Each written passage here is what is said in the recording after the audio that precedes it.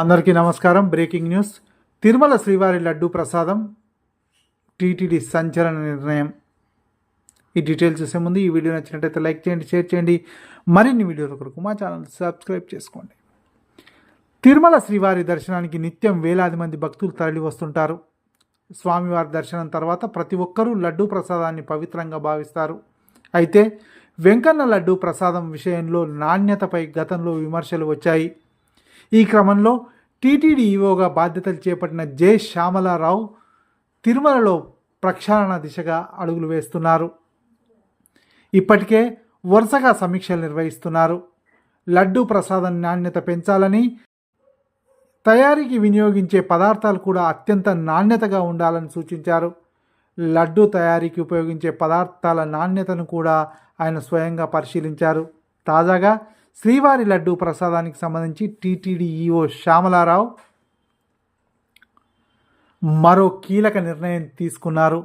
లడ్డూ ప్రసాదాల తయారీకి వినియోగించే నెయ్యి నాణ్యతలో నిబంధనల ప్రకారం ఉండాల్సిన ప్రమాణాలు పాటించని ఓ కాంట్రాక్టర్పై వేటు పడింది. ఈ మేరకు కాంట్రాక్టర్పై కఠిన చర్యలు తీసుకుంటున్నట్టు టీటీడీ ఈవో శ్యామలారావు తెలిపారు.